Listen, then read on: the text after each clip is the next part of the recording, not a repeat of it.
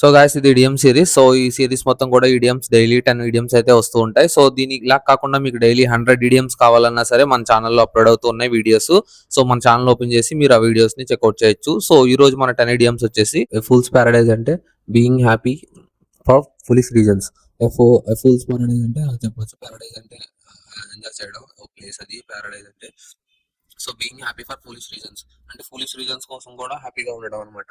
A state of happiness based on persons not knowing about potential trouble. So దానివల్ల problems face చేస్తాడని తెలిసి కూడా దాని గురించి హ్యాపీగా ఫీల్ అవడం. సో ఫూలిష్ అదొక ఫూలిష్నెస్. ఓకే, సో అలా రిప్రజెంట్ చేస్తాం. సో ఈ gentlemen at large without job.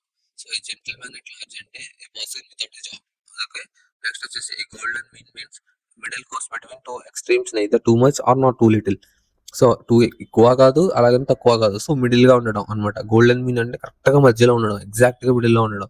So mean అంటే మిడిల్నెస్ కదా, సో మిడిల్ గా ఉండే వాల్యూని మీన్ అంటారు. సో గోల్డెన్ మీన్ అంటే ఎగ్జాక్ట్ గా మధ్యలో ఉండడం అనమాట. నెక్స్ట్ ఏ గుడ్ సామ్రాటియన్ అంటే హెల్ప్ఫుల్ పర్సన్ అనమాట. సో ఏదైనా పర్సన్ ట్రబుల్ లో ఉన్నప్పుడు హెల్ప్ చేయడానికి సిద్ధంగా ఉండే అతన్ని గుడ్ సామ్రాటియన్ అంటారు. నెక్స్ట్ వచ్చేసి ఏ గ్రీన్ హార్న్. ఏ గ్రీన్ హార్న్ అంటే అన్ ఎక్స్పీరియన్స్డ్ మ్యాన్. సో నోవిస్ అంటారు ఇతన్ని. ఇంకా ఉంటాయి, ఇంకా సినానిమ్స్ కూడా ఉంటాయి. So experienced man. ఓకే, తనకి ఎక్స్పీరియన్స్ ఉండదు అసలు. సో అలాంటి పర్సన్ ఈ గ్రీన్ హార్న్ పర్సన్ అంటారు అనమాట.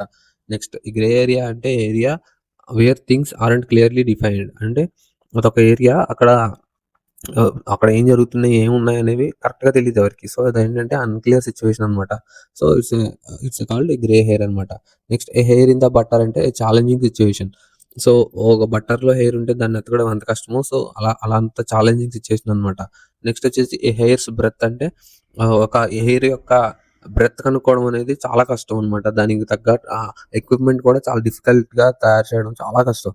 సో అలాంటి డిఫికల్ట్ సిచ్యువేషన్ ని రిప్రజెంట్ చేస్తూ ఈడియం అనమాట. Telling about the smallest possible amount degree or something. So hair breadth అనేది ఎంత తక్కువ ఉంటుందని మైక్రోమీటర్స్ నానోమీటర్స్ లో కొలుస్తారు.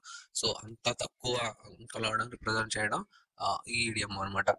Next a hair breath escape అంటే నారో ఎస్కేప్ అనమాట. హెయిర్ బ్రెత్ ఎస్కేప్ అంటే నారో ఎస్కేప్. సో ఒక వెంట్రుక డిస్టెన్స్ లో తప్పించుకోవడం అంటే ఎంత క్లోజ్ గా తప్పించుకోవడం. సో అంత క్లోజ్ గా యాక్సిడెంట్ నుంచి తప్పించుకున్నాడు. సో అది రిప్రజెంట్ చేస్తూ హెయిర్ బ్రెత్ ఎస్కేప్ అంటారు అనమాట.